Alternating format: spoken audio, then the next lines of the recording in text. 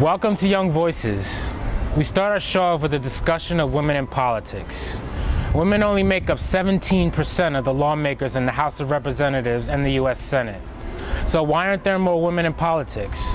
And why should young people care about the political process? Daniela Wilson reports from the Apollo Theater. This is Danny Wilson reporting from the Apollo Theater, where we are covering the Merging Women's Panel organized by Harlem for Obama. The discussion was moderated by Michaela Angela Davis, an urban culture commentator, and featured political strategist L. Joy Williams, civil rights activist Tamika Mallory, political strategist Glenda Carr, and radio talk show host, author, and playwright Esther Arma. The main question that was addressed was, why aren't there more women in politics? If you ask a woman to run, if you ask a woman to do something else in another organization, they start ticking off, well, I got to do this, and I got to go to school, and I got to drop off the kids, and I got to pick up the kids, and then I got to go to work. But then also not realizing that a number of the things that they do is civic participation, is part of the process. We're used to playing the back role. Like, we're used to being the breath behind everything, keeping it moving, sort of keeping the machine moving. What is that statement? Behind every good man, there's a good woman, or whatever it is. Like, we're okay with that, and we're used to that. And I think that that's sort of what has to change in our minds. We have to be able to see ourselves as being the leaders that we are. We first have to recognize we have power, right? So there's 22 million black women in the United States. We are 65% of the black electorate. Yet still, 40 years since Chisholm ran for president, our leadership numbers are still does not match our electoral power. Young Voices went behind the scenes to ask questions important to the next generation of voters, like why should young people get involved in the political process? When it comes to young people, they think of politics as someone else's job and someone else's game and someone else's world. It has nothing to do with them. And that's part of how we present it. It's how we talk about it. It's how we publicize it. And not only is it wrong, it's dangerous. You need to be much more engaged in deciding your own course. It's for us to reimagine what power is so that young people understand they have a stake in that. It's not some separate world. Black women in the media, their portrayal to other people. That's what you say. There's one question, but that is the question. Like, that's the big, loaded question of like how particularly young women of color are seen and portrayed in the media is, I think it's probably one of the civil rights issues of our time. Particularly, or feminist issues or race issues, because I think that there is such underrepresentation, misrepresentation. Young women of color have to create their own media, and they can now, given Tumblr and Twitter and Pinterest and all these other places to project other images and intersect them into the conversation. And media activism is really important because most of the people creating the images about women of color are not women of color. The 2008 Barack Obama presidential campaign energized young voters, but even still, fewer than half of the nearly 50 million people aged 18 to 29 who were eligible to vote went to the polls. Many analysts predict an even smaller turnout in the 2012 elections. Joyce Johnson is running against longtime Congressman Charlie Rangel in New York City's 15th Congressional District. You have a right and obligation to vote and to participate in politics because this country is your country. The future that is a country will be the future you make it. If you stand on the sideline, that future will be made by someone else. This is Daniela Wilson reporting for Young Voices. Tonight, Young Voices presents a feature story focusing on the Hebrew Israelites, a little-known group of African Americans who follow the ancient Hebrew religion. Omar Pickett takes a look at the group and their beliefs. After talking with many people on the street, I realized that most people didn't know anything about black Hebrews or black Jews. What is your impression of the black Hebrews in Harlem? Actually, I see them around. I really have a chance to have a conversation with them, but I couldn't give my perspective about them because I haven't really have a dialogue with them. Black Hebrews, I don't know. Hebrew Israelites. I think of the tribes of black people many years ago. My religion is Islam, so the Hebrew Israelites are sort of like cousins, as far as I'm concerned. My father adopted this religion 8 years ago. I'm somewhat knowledgeable about his religious beliefs. However, most people have misconceptions about the Hebrew Israelites. As a culture, it suits me great because it aligns myself with the universe.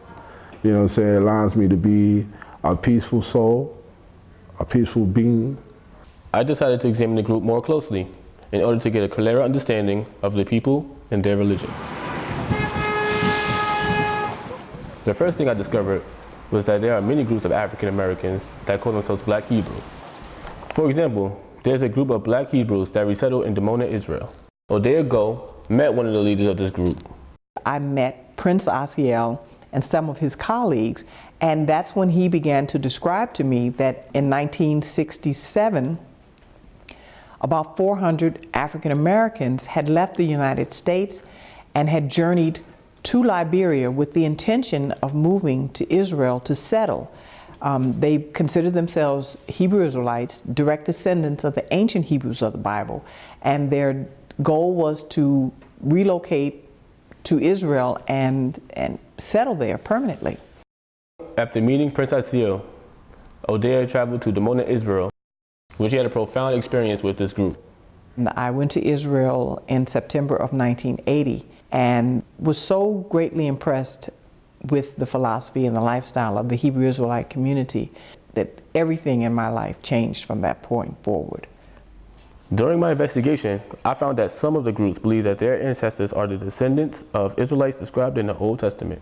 One of the things that was most pivotal that I learned was that it is believed that many of the Hebrew Israelites left Israel, went to live in Egypt and other East African nations, and over the centuries may have worked their way into West Africa. I learned a lot about the Black Hebrews in Dimona, but what about the other groups of Black Hebrews? To investigate this further, I attended a panel discussion at Columbia University that focused on discrimination of Ethiopian Jews living in Israel.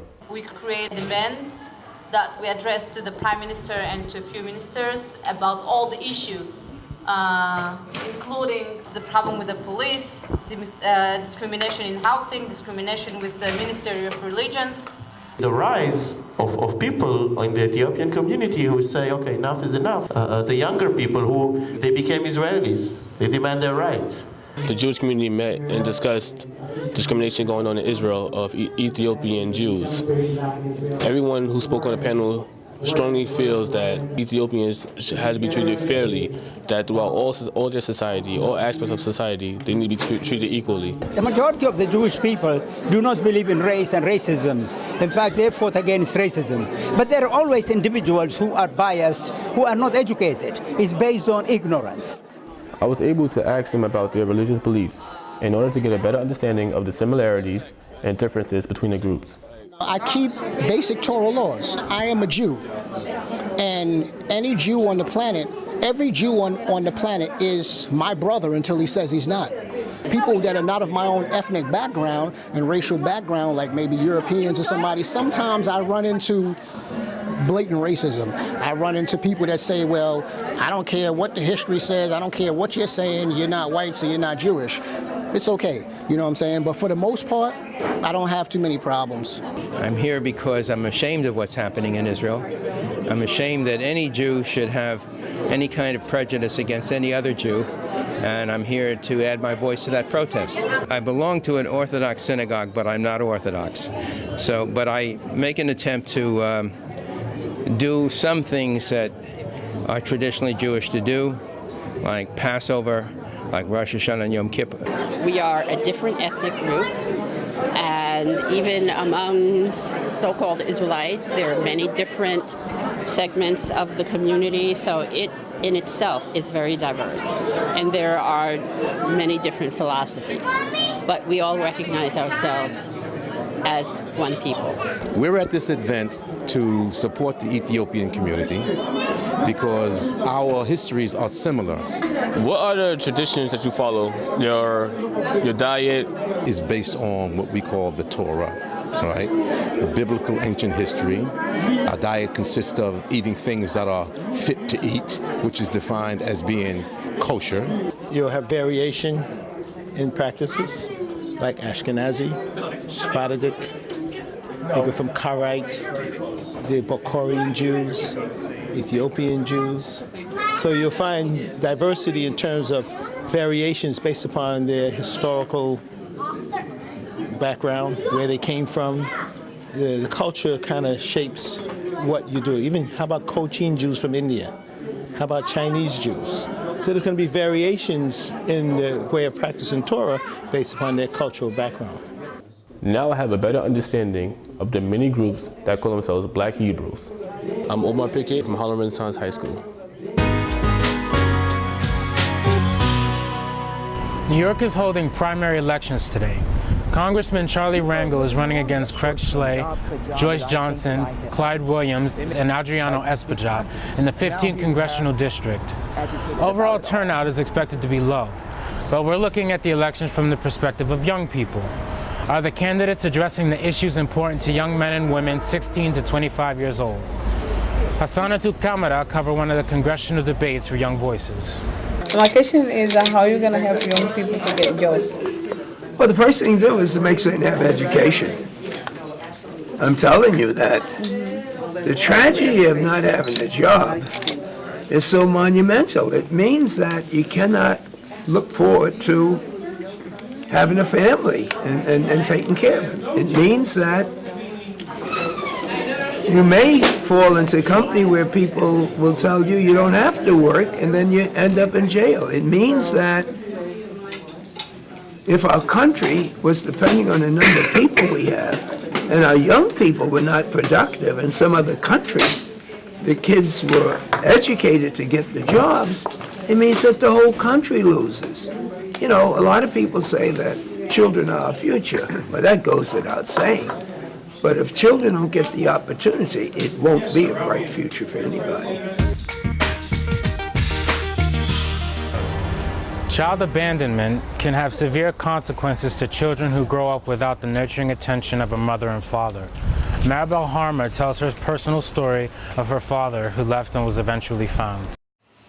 How would you feel if you were abandoned by your father?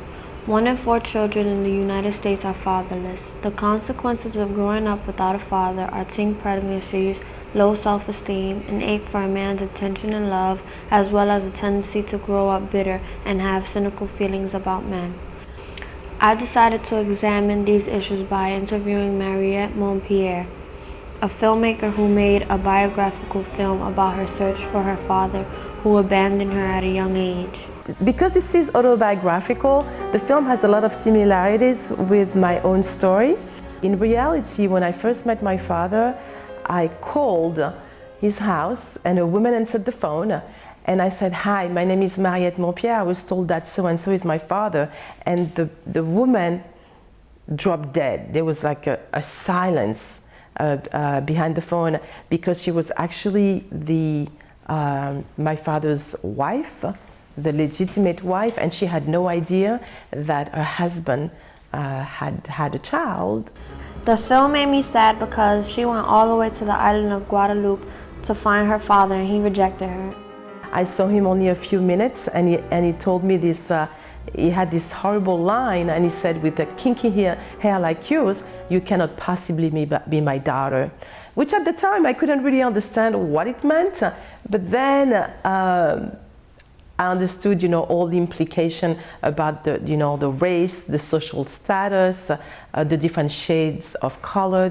I think what her father said to her was very cruel after she went all the way from Paris to Guadeloupe to find him. He walked out and I never saw him again and I never heard from him again. And the year after that he died. I think that her saying this gives people out in the world hope to keep looking even if they are having a hard time finding a parent. I can relate to this because when I was younger, I tried very hard to find my father. I wanted to spend time with him because I never knew how it felt to hang out with my dad. It made me feel empty, so when I was older, I began to search for him on the internet. One day, something told me to search on a website for inmates in prison, and I found someone by the same name and I wrote them a letter. I found out that it was actually him. When he was released from prison, he came to my house and we went out for ice cream. It made me happy. There are many similarities between Mariette Montpierre's story and mine. We were both 18 when we found our fathers. We were both happy when we finally found our dads. But unfortunately, we were both disappointed when we actually got to spend time with them. We both felt unwanted. Even though she got a negative response from meeting her father, Mariette Montpierre established a lasting relationship with her siblings. For me, after establishing a relationship with my father, he still remains in my life, but he never stays around long enough to get to know me. The advice I would give to people who are looking for their fathers is not to give up looking, but at the same time not to get their hopes too high. This is Maribel Harmer reporting from Harlem Renaissance High School. Thanks for watching Young Voices. This is Brandon Samuels at Harlem Renaissance High School.